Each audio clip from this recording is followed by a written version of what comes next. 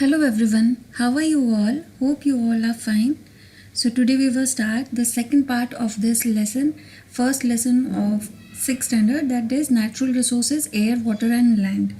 तो मैंने first part में आपको ये एक्सप्लेन किया था, ये सारी चीज़ें spheres of earth, natural resources, ये मैंने आपको ऑलरेडी एक्सप्लेन किया है. जिन्होंने मेरा फर्स्ट पार्ट का वीडियो नहीं देखा है वो प्लीज़ जाके मेरा वीडियो देख ले, फर्स्ट पार्ट इस वीडियो का, जिसमें मैंने एयर, उसके यूजेस, गैसेस जो होते हैं एयर के जो गैसेस होते हैं उनके यूजेस, पोल्यूशन के बारे में मैंने बताया है, ओजोन लेयर के बारे में मैंने बताया है. तो इस प्रकार एयर, ये टॉपिक मैंने फर्स्ट पार्ट में ऑलरेडी कवर कर चुकी हूँ. अब सेकेंड पार्ट में मैं कवर करूँगी water and land. Okay, so we will start with the topic water of this lesson. Try this. Observe how much water is used and for what purposes it is used in your house for a whole day. एक दिन में आपको देखना है आपके घर में कितना पानी यूज़ किया जाता है. Recorded in a chart like the one shown here. यहाँ पे बाजू में जो चार्ट दिखाया गया है, चार्ट में क्या क्या है, purposes for which water is use, किन चीज़ों के लिए पानी यूज़ किया जाता है, जैसे कि नहाने के लिए, दांत घिसने के लिए, कपड़े और बर्तन धोने के लिए, फर्श क्लीन करने के लिए, पानी पीने के लिए और पानी खाना पकाने के लिए.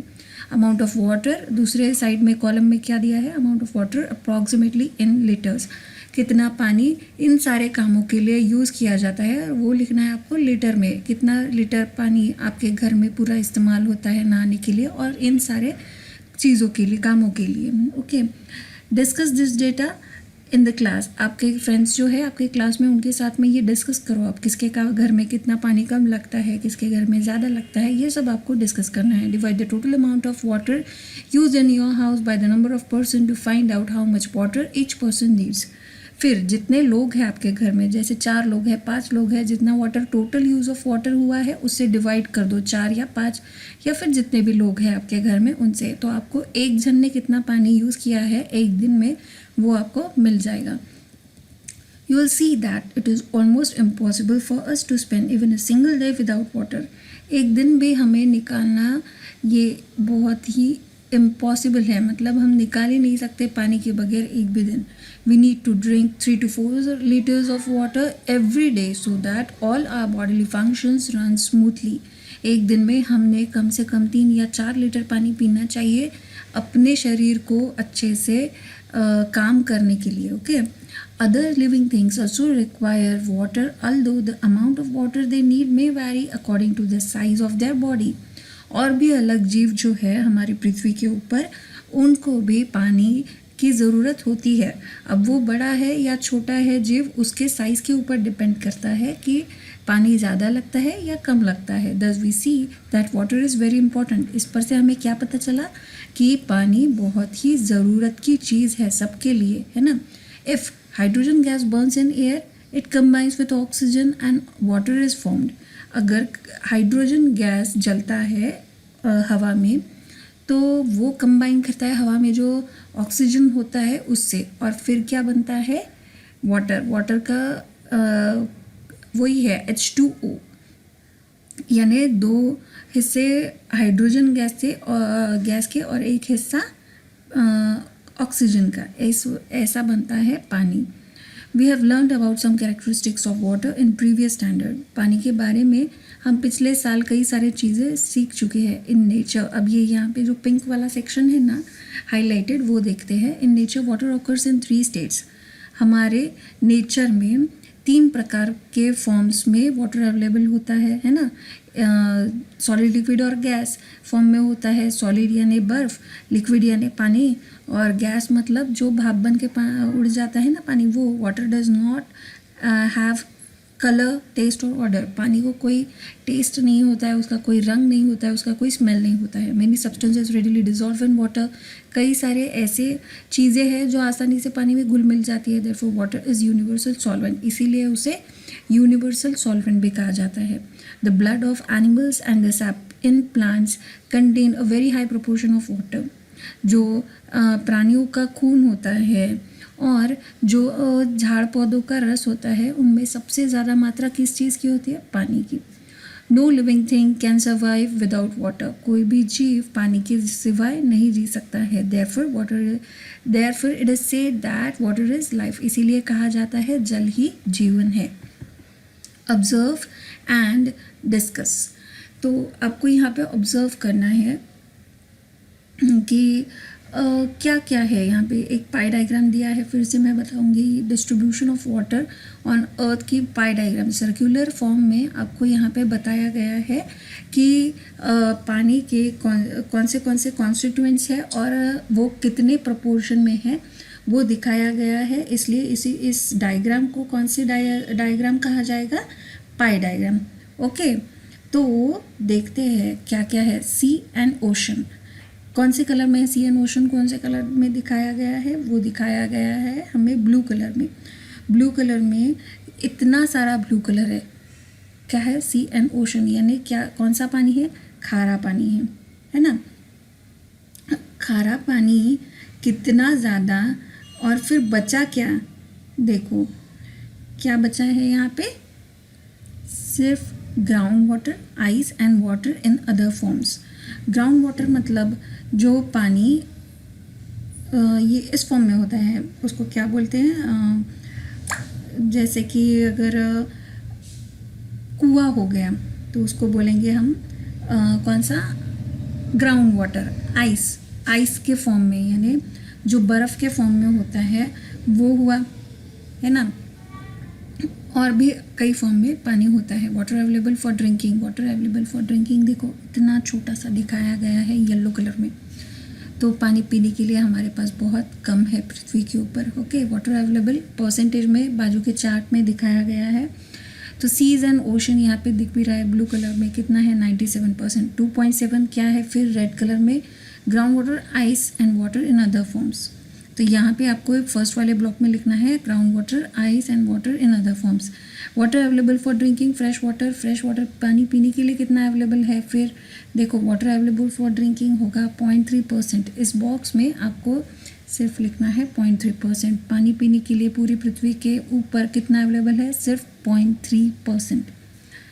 Okay, we can not use all the water on earth because sea water is salty. पूरा पानी जो है पृथ्वी पे का हम पीने के लिए नहीं इस्तेमाल कर सकते हैं। क्यों? क्योंकि वो ज़्यादातर मात्रा 97% क्या है? सी वाटर, जो कि खारा होता है, पीने के लिए हम उसको यूज़ नहीं कर पाते हैं। Some water in the frozen state, कुछ वाटर ऐसा है पृथ्वी के ऊपर जो बर्फ़ है, यानी आइसलैंड्स हो गए, वहाँ पे क्या है? बर्फ़ है, उसको हम पी नहीं सकते हैं पानी को। A very small quantity of water is available for drinking, बहुत कम ही पैमाने पर हमारे पास पानी पीने के लिए अवेलेबल है। Yet it is enough for all living things, फिर भी सारे जीव जंतुओं को पुरता है इतना कम होकर भी वो पानी। Find out in what ways is the water in the seas and ocean useful even though it is salty. पता करो कि पानी जो होता है समंदर में का, वो खारा होकर भी कैसे यूज़ हो सकता है? जैसे भाप बन जाए, उड़ जाए तापमान की वजह से, तो क्या होगा? बारिश होगी तो फिर से हमें पानी मिलेगा, फ्रेश वाटर मिलेगा, है ना। तो ये सारे यूजेस है। For which purposes is water being used? Observe and discuss. किन किन चीज़ों के लिए पानी का यूज़ होता है वो अब हमें देखना है। Do other living things use water like we do? हम जैसे इंसान जैसे पानी का इस्तेमाल करते हैं, क्या उसी प्रकार और भी जो जीव है वो इस्तेमाल करते हैं? देखते हैं। We use water in large quantities, हम इंसान बहुत सारा पानी यूज़ करते हैं, है ना। We have learn that water on the earth is regulated through the water cycle. पानी हमें कैसे मिलता है पीने का? जैसे भाप बन के जो समंदर या नदियों में का पानी होता है वो उड़ जाता है टेम्परेचर की वजह से, हाई टेम्परेचर की वजह से, धूप की वजह से, फिर वो भाप ही ऊपर जाके क्लाउड्स बनते हैं। क्लाउड्स बनने के बाद वो ही नीचे आता है पानी बारिश बनकर, और वो हमारा पीने का पानी होता है ना, जो फिर से नदियों में आ जाता है। तो इस प्रकार होती है water cycle. The water vapour formed from oceans is the main source of water in the water cycle. सबसे जो इम्पोर्टेंट इस वाटर साइकिल का कोई चीज़ है तो वो है भाप बन के पानी में उड़ जाना। ये एक इम्पॉर्टेंट स्टेप है हमारी वाटर साइकिल की। It gets converted into rain creating fresh water sources on the earth. उस वजह से क्या होता है, वो भाप बन के फिर जब बादल बनते हैं, बादल बनने के बाद जो बारिश बनती है उससे हमें क्या मिलता है, फ्रेश वाटर, पीने का पानी जो होता है वो मिल जाता है। We get water from natural sources such as streams, rivers, pond, springs and lakes. हमें पीने का पानी कई सारे जगहों से मिलता है, जैसे कि नदी हो गया, छोटे छोटे जो ये होते हैं झरने होते हैं उनसे मिल जाते हैं, तालाब से मिल जाता है। Man also digs wells and bore wells to lift ground water. जो बारिश बन के पानी में पानी एब्जॉर्ब हो जाता है ज़मीन में, तो उसको एब्जॉर्ब किए हुए पानी को निकालने के लिए हम इंसान क्या करते हैं, बोरवेल बनाते हैं या फिर कुआं खोदते हैं। Apart from this man has also constructed बंड्स and dams of various sizes on reverse. यही नहीं, इंसान ने कई सारे बांध, बंधारे बनाए हैं ताकि जो पानी है नदियों का उसको रिजर्व कर सकते हैं। Due to the uncontrolled use of water for an increasing population, industry and farming, it is now in short supply. पानी का बहुत सारा यूज़ हो रहा है दिन ब दिन, जैसे कि पॉपुलेशन बढ़ रही है, जनसंख्या बढ़ रही है, इसलिए पानी ज़रूरत ज़्यादा है। इंडस्ट्री में, फैक्ट्रियों में ज़्यादा पानी लगता है, खेती में पानी लगता है। इस वजह से दिन ब दिन पानी की ज़रूरत जो है वो तो बढ़ रही है, लेकिन पानी कम पड़ रहा है। Water scarcity has been a serious problem. पानी कम मात्रा में होना अवेलेबल, ये एक बहुत बड़ा प्रॉब्लम है सबके लिए। Always remember use water sparingly.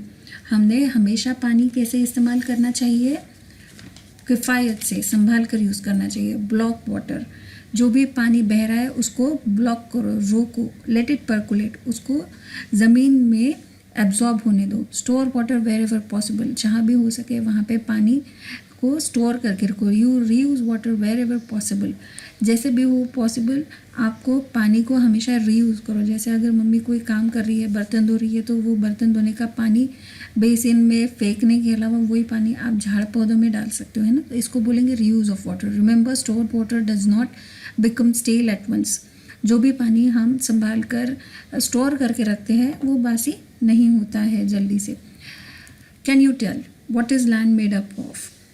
ये ज़मीन है जो जिस पे हम जीते हैं वो किस चीज़ से बनी है? Is land flat everywhere? सब जगह पे एक ही तरह की, एक ही लेवल की लैंड होती है क्या? What do you see on land? आपको ज़मीन पे क्या क्या दिखता है? Does man produce soil or land? Human beings, हम इंसान बनाते हैं क्या ये ज़मीन या फिर मिट्टी? What has man created on land? हम इंसान ने क्या बनाया है ज़मीन के ऊपर? If a deep pit is dug in the ground, what do you find there? अगर बहुत डीप, अगर आप कोई गड्ढा खोद दो तो आपको क्या दिखता है नीचे ज़मीन में? ये सारे क्वेश्चंस है कैन यू टेल के अंदर। अब इन्हीं सारे क्वेश्चंस के धीरे धीरे आपको आंसर मिलते जाएंगे। वीडियो को ध्यान से देखें। हम नेक्स्ट पार्ट चालू कर रहे हैं इस लेसन का, that is land. Land is scene in the form of stones, soil, big rocks. Land हमें जो है कौन से फॉर्म्स में मिलती है, जैसे पत्थर हो गए, कंकड़ हो गए, मिट्टी हो गई, है ना। It is not flat everywhere. ये जो ज़मीन है वो हर जगह पे एक ही लेवल में नहीं है, ऊपर नीचे उबड़ दबड़ है ना। It is hilly in some places and flat in others. कई जगह पे चट्टानें होती है, बड़ी बड़ी हिल्स होते हैं, माउंटेन्स होते हैं, कहीं पे एकदम फ्लैट होती है, एकदम लेवल में होती है। All terrestrial animals including man live on land. हर जो जीव पृथ्वी पे रहता है वो ज़मीन पे भी रहता है ना। Some terrestrials dig burrows in the ground for shelter. कुछ तो ऐसे जीव भी है ज़मीन पे रहने वाले जो बिल खोद देते हैं ज़मीन के अंदर और उसमें रहते हैं। This means that they use land for fulfilling their need. इसका मतलब ये कि खुद की ज़रूरत पूरी करने के लिए ये जो कुछ ऐसे प्राणी हैं जो ज़मीन को भी यूज़ करते हैं। We also use land for farming and for building houses and roads. हम किस लिए यूज़ करते हैं ज़मीन को? खेती करने के लिए, घर बनाने के लिए, रोड्स बनाने के लिए, है ना। We make use of plants and animals in the forest that grow on land. हम प्लांट्स को यूज़ करते हैं, एनिमल्स को यूज़ करते हैं, झाड़ पौधों और जानवरों को यूज़ करते हैं जो ज़मीन पे होते हैं, है ना, जंगल में होते हैं. The minerals, crude oil and natural gas obtain from the earth are very important for us. जो भी चीज़ें ज़मीन की है, जैसे कि मिनरल्स, खनिज हो गया, क्रूड ऑयल. क्रूड ऑयल क्या होता है? प्राकृतिक रूप से पाए जाने वाले जो ऑयल होता है, मतलब नेचुरली जो ऑयल होता है जो बड़े बड़े पत्थरों के सड़ने से बनता है, उसको बोलेंगे हम क्रूड ऑयल. नेचुरल गैस होता है, ये सब हमें कहाँ पे मिलता है? ज़मीन पे मिलता है, और ये हमारे लिए बहुत ज़्यादा ज़रूरी है. It means that the land is an important resource. इससे हमें ये पता चलता है कि हमारे लिए ज़मीन ये एक बहुत बड़ी रिसोर्स, यानी नैसर्गिक फॉर्म में अवेलेबल हमारे लिए अच्छी चीज़ है. Let us see exactly what land is made of. अब देखते हैं कि ये जो ज़मीन है किन चीज़ों से बनी हुई है. उसके लिए एक एक्सपेरिमेंट यहाँ पे बताया गया है. Let's try this. Take a transparent plastic bottle, a handful of soil, some stones, some sand, some dry leaves and water. आपको क्या क्या लेना है इस एक्सपेरिमेंट के लिए? एक प्लास्टिक की बॉटल चाहिए, थोड़ी सी मिट्टी ले लो, थोड़े से कंकड़ लो, थोड़े बड़े स्टोन्स लो, पत्थर लो, थोड़े से सूखे हुए पत्ते लो और थोड़ा सा पानी चाहिए. Cut off the upper tapering part of the bottle. बाद में वो बॉटल का जो ऊपर का मुंह की तरफ का जो साइड होता है, बॉटल का जो मुंह होता है, उस साइड का थोड़ा सा भाग आप काट दो. Put the rest of these materials in the lower part and add water. अब ये जो सारी ऊपर चीज़ें बताई गई है ना, क्या क्या चाहिए, वो सारी चीज़ें एक साथ लो और उस बॉटल में रख दो और फिर पानी डाल दो ऊपर से. Stir the mixture thoroughly and put it aside. सारी चीज़ों को अच्छे से घुमा लो और फिर उस बॉटल को साइड में रख दो. Observe it in the next day and answer. दूसरे दिन वो बॉटल को देखो, हिलाना नहीं है बिल्कुल भी, वो बॉटल को ऐसे के ऐसे छोड़ देना है. How does the mixture in the bottle look now. अब आपको क्या दिखा होगा उस बॉटल में? Do you see layers in it?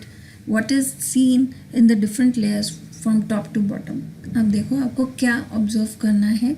यहाँ पे ऑलरेडी इस डायग्राम में दिखाया गया है. दूसरा दिन आपको क्या दिखेगा? वो बॉटल में लेयर्स दिखेगी आपको. जो भी आपने चीज़ें ऐड करी थी ना, उन चीज़ों की आपको लेयर्स दिखेगी. वज़न के हिसाब से लेयर्स दिखेगी. अब वज़न मतलब वज़न जिन चीज़ों का ज़्यादा होगा वो नीचे सेटल होगी, और जिन चीज़ों का कम वज़न होगा वो आपको ऊपर की तरफ दिखाई देगा. ओके, तो यहाँ पे दिखाया गया है इस पिक्चर में, जैसे कि बिग स्टोन्स, बड़े बड़े पत्थर है, वो नीचे सेटल हो गए. थोड़े जो कंकड़ जैसे होते हैं पत्थर, वो बड़े स्टोन्स के ऊपर जम गए. बाद में जो रेत होती है वो रेत कंकड़ के ऊपर आ गई. फिर मिट्टी आ गई, और फिर सबसे ऊपर क्या है? पत्ते, जो सूखे हुए पत्ते आपने डाले थे वो. तो इस प्रकार से वो लेयर्स वेट के हिसाब से बन जाते हैं. The land on the earth also looks like this. हमारी जो पृथ्वी है, पृथ्वी की जो सतह होती है उसके ऊपर भी ऐसी लेयर्स दिखेगी पृथ्वी की. If a pipeline is being laid in your neighborhood, observe carefully the pits dug for this purpose. अगर आपके घर के आजू बाजू कहीं पे आपने पाइपलाइन खोदी हुई देखी होगी तो आपको ऐसे ही लेयर्स देखने मिलेंगे. You will see some layers under the land surface as shown in the accompanying figure. और ऐसे ही आपको दिखेंगे, यानी सबसे ऊपर आपको जो सॉइल ड्राई लीव्स है, कुछ कचरा है, वो दिखेगा. फिर मिट्टी दिखेगी, फिर रेत दिखेगी, फिर छोटे छोटे कंकड़ दिखेंगे, फिर लास्ट में आपको बड़े बड़े पत्थर दिखेंगे. ओके, ऐसे ही लेयर्स होते हैं हमारे पृथ्वी के अंदर भी. Okay, if the land has mature soil, the topmost layer is formed by decomposition of the remains of plants and animals. अब अगर जो पूरी तरह से बनी हुई जो मिट्टी होती है, पूरी मैच्योर, तो उसके सबसे ऊपर वाले सतह पर क्या होगा? डिकम्पोज हुए जो झाड़ के जो पत्ते होते हैं गिरने के बाद, वो सड़ने के बाद जो चीज़, यानी उसको आप खाद वाली मिट्टी जो होती है ना, वो आपको दिखेगा सबसे ऊपर. तो उस खाद वाली मिट्टी को क्या कहा जाता है? ह्यूमस. ह्यूमस क्या होता है? झाड़ के जो पत्ते होते हैं उनके सड़ने से जो मिट्टी बनती है उसको ह्यूमस बोला जाता है. It is usually found in dense forest. जो बहुत घने जंगल होते हैं वहाँ पे आपको ये ह्यूमस आसानी से देखने मिल जाएगा. The land below this is full of sand. उसके नीचे, ह्यूमस के नीचे क्या होगा, ज़्यादातर वहाँ पे रेत ही होती है. फिर आपको छोटे छोटे कंकड़ मिलेंगे, फिर कुछ इंसेक्ट्स मिलेंगे, worms and insects. Soil and pieces of bedrock are found below this layer of land. उसके नीचे नीचे अगर जाओगे तो आपको फिर कंकड़, फिर बड़े बड़े पत्थर ऐसे आपको मिलेंगे. This soil is immature. तो इसको बोलेंगे हम इमेच्योर सॉइल. पूरी तरह से विकसित नहीं होती है ऐसे soil. Further below this layer the proportion of soil decreases and that the rock increases. अगर अगर आप खोदते जाओ ज़मीन को तो आपको पत्थर ही पत्थर मिलेंगे, मिट्टी कम होती जाएगी. This is the layer of bed rock. तो उन पत्थरों के लेयर्स को क्या बोलेंगे हम, bed rock. Okay. The main minerals in the soil are derive from these rock. जो मिनरल्स होते हैं, खनिज जो हमें अवेलेबल होते हैं अलग अलग, वो इन्हीं बेड रॉक से मिलते हैं. That is why soil in different region is different. इस वजह से अलग अलग जगहों पे अलग अलग मिट्टी आपको देखने मिलेगी. जैसे कहीं पे काली मिट्टी होती है, कहीं पे लाल मिट्टी होती है, कहीं पे सफ़ेद मिट्टी होती है ना. The colour and texture of soil are both determined by the bed rock. और ये बेड रॉक ही है जिस वजह से कलर जो होता है और प्रकार होता है सॉइल का वो अलग अलग होता है हर जगह का. The process of soil formation. अब सॉइल कैसे बनती है, मिट्टी कैसे बनती है, वो आपको देखना है. अलग अलग लेयर्स देख लिए आपने लैंड के, अब देखना है हमें मिट्टी कैसे बनती है. The soil on the land is form by a natural process. ये एक पूरी तरह से मिट्टी बनना ये एक नेचुरल प्रोसेस है, हम इंसान इसको नहीं बनाते हैं. The abiotic components of soil are supplied through the weathering of the bed rock. जैसे जैसे समय बीतता है, जो बेड रॉक यानी बेड रॉक इसका मतलब होता है जो सबसे नीचे वाला जो पत्थर होता है लेयर्स में ज़मीन के, उसके वातावरण की वजह से होने वाले चेंजेस, उसको वेदरिंग कहा जाता है. और जो अलग अलग कंपोनेंट्स होते हैं, अबायोटिक कंपोनेंट्स मतलब क्या, अजैविक जो पदार्थ होते हैं, घटक होते हैं ज़मीन के, जैसे कि जलवायु, टेम्परेचर, तापमान, आर्द्रता, ह्यूमिडिटी, गैस, रेडिएशन, अलग अलग खनिज, ये सब अबायोटिक कंपोनेंट होते हैं सॉइल के. इस वजह से क्या होता है, सॉइल बनती है. Due to the heat, cold and water of the sun, wind and the rain respectively, the bed rock breaks down into pieces. ये जो बेड रॉक होते हैं, सबसे नीचे वाले जो रॉक्स ज़मीन के, पानी की वजह से, सन की हीट की वजह से, तूफ़ानों से, पानी बारिश की वजह से क्या होता है, ये जो बेड रॉक होते हैं वो टूट जाते हैं. Stones, sand and soil are formed from these pieces. इन पत्थरों के टूटने से, बेड रॉक के टूटने से ही फिर छोटे पत्थर, कंकड़, रेत और मिट्टी, ऐसे ये सब चीज़ें बनती है. Microbes, worms and insects are found among them. और इन सारी चीज़ों के बीच, जैसे कि पत्थर हो गए, रेत हो गई, मिट्टी हो गई, इनके बीच में छोटे छोटे माइक्रो ऑर्गेनिजम्स और कुछ कीड़े, वर्म्स, ऐसे ये सब हमें देखने मिलता है.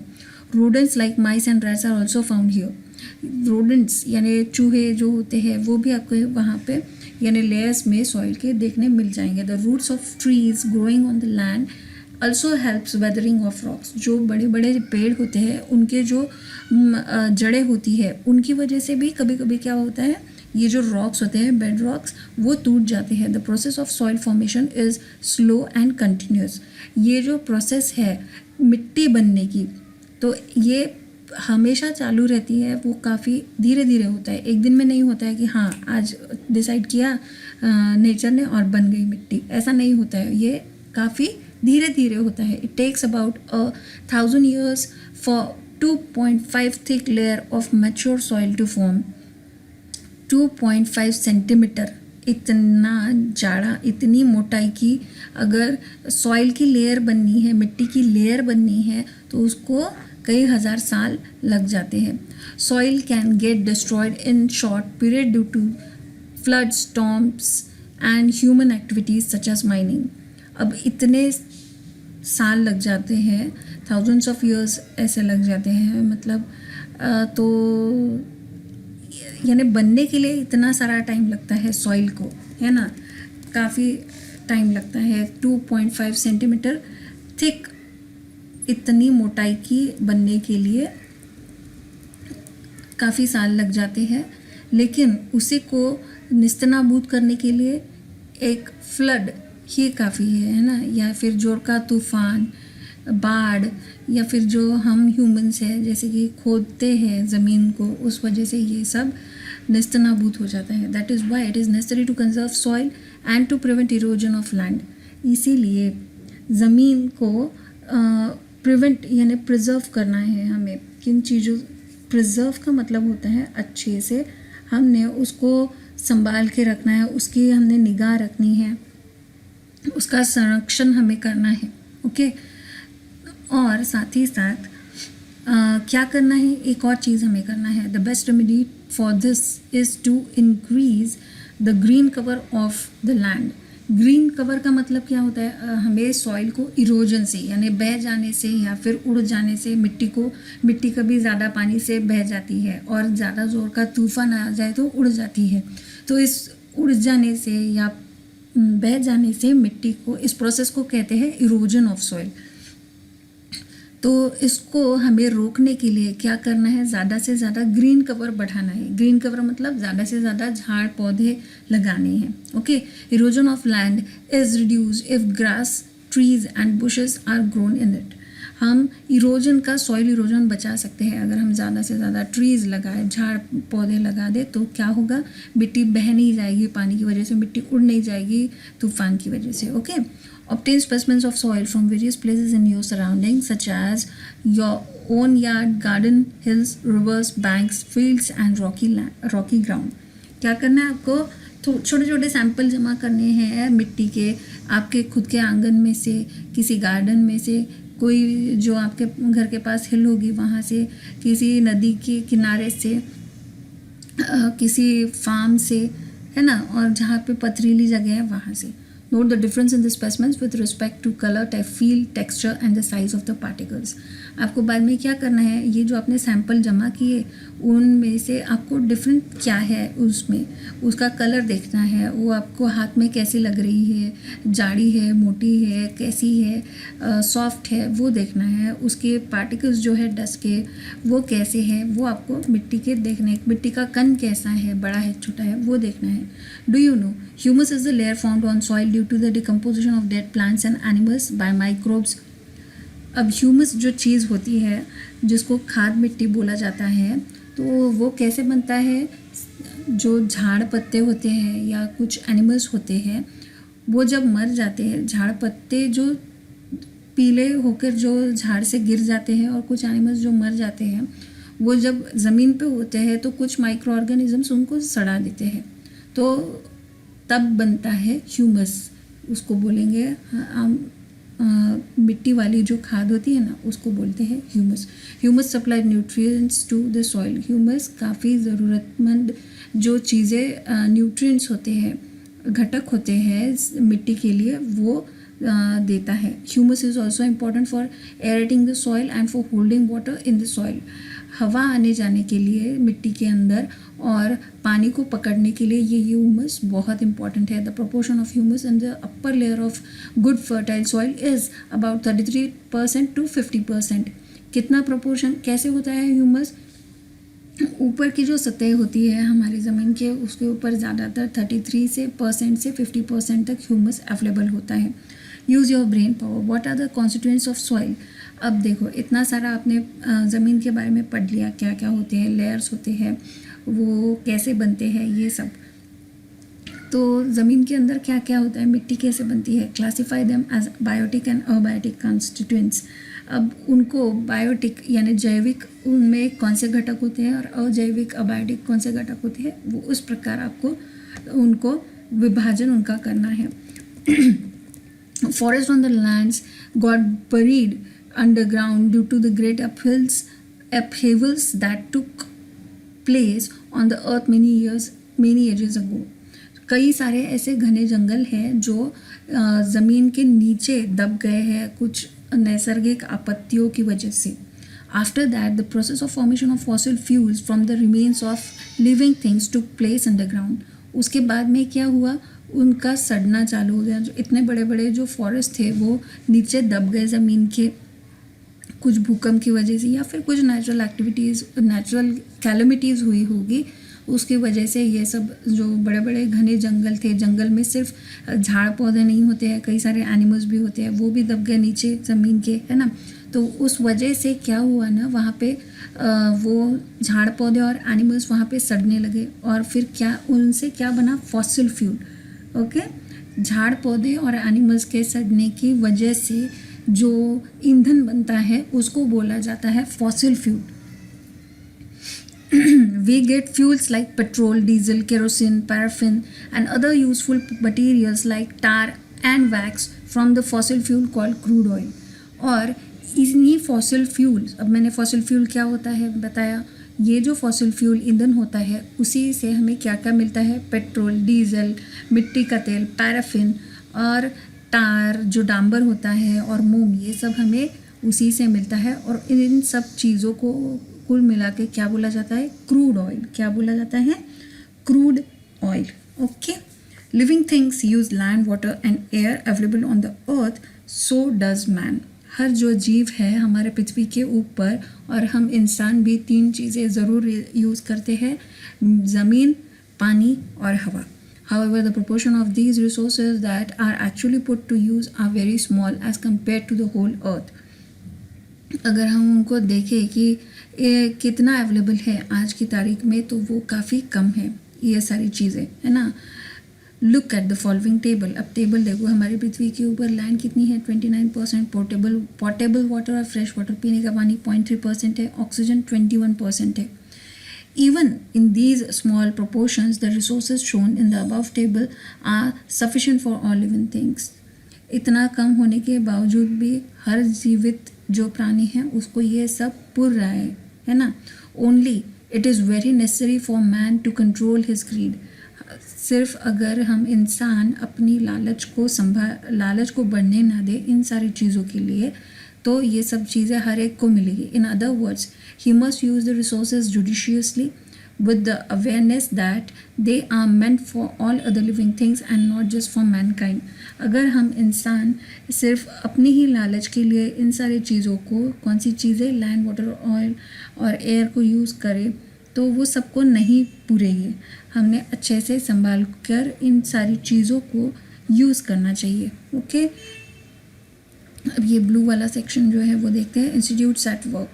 कई सारे ऐसे इंस्टीट्यूट्स हैं जो इस चीज़ के ऊपर वर्क करते हैं कि कैसे हम इंसान इन सारी चीज़ों को, एयर, वाटर और लैंड को अच्छे से संभाल कर यूज़ करें.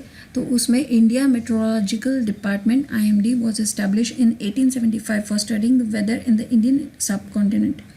जो हमारा वेदर है यहाँ पे इंडियन सब कॉन्टिनेंट में, भारतीय उपमहाद्वीप में, उसको स्टडी करने के लिए, उसको पढ़ने के लिए ये इंस्टीट्यूट की स्थापना हुई थी 1875 में. The main function of this institute is to observe the weather and to make weather forecast. इस इंस्टीट्यूट का मेन काम क्या है, जो अलग अलग जो टेम्परेचर होता है, अलग अलग जो हमारा यानी वेदर फोरकास्ट जो होता है वो बताना, और यानी पहले से ही वातावरण का अनुमान लगाना, ये सब काम इस डिपार्टमेंट का है. This institute also conducts research related to changes in weather, makes forecast about rains and studies the developments related to global warming. इस इंस्टीट्यूट का और एक कौन सा काम है, अलग अलग जो चेंज आते हैं हमारे वेदर में, जो उसको स्टडी करना, उसके बारे में पढ़ना, उसका अनुमान पहले से ही हमें बता देना. बारिश के बारे में पहले ही जो हम देखते हैं ना, न्यूज़ में बताते हैं वेदर फोरकास्ट, वो इसी इंस्टीट्यूट से आता है. और ग्लोबल वार्मिंग के बारे में हमने और क्या क्या अलग अलग नई खोज है वो ये डिपार्टमेंट लगाता है. अब ये ग्लोबल वार्मिंग क्या होता है, ग्लोबल वार्मिंग मतलब वायुमंडल जो होता है, एटमॉस्फेयर में ग्रीन हाउस गैसेस होती है. ओके, ग्रीन हाउस गैसेस कौन से हैं, मीथेन, कार्बन डाइऑक्साइड, ऑक्साइड और क्लोरोफ्लोरोकार्बन, ऐसे कुछ गैसेस होते हैं। तो इनके बढ़ने से क्या होता है, जो हमारी पृथ्वी है इसका तापमान बढ़ जाता है, और इस तापमान, बढ़े हुए तापमान से क्या होता है, ग्लोबल वार्मिंग। तो ये होता है ग्लोबल वार्मिंग। इन सारे जो गैसेस, जो ग्रीन हाउस गैसेस है, इनके टेम्परेचर की वजह से हमारे पृथ्वी का तापमान बढ़ता है, उसको बोलते हैं ग्लोबल वार्मिंग। ये सब स्टडी कौन करता है, IMD इंस्टीट्यूट। कौन सा इंस्टीट्यूट है वो, India meteorological department. Okay, what we have learned, अब इस लेसन में हम क्या क्या पढ़े, the elements available in nature which fulfill the basic needs of living things are called natural resources.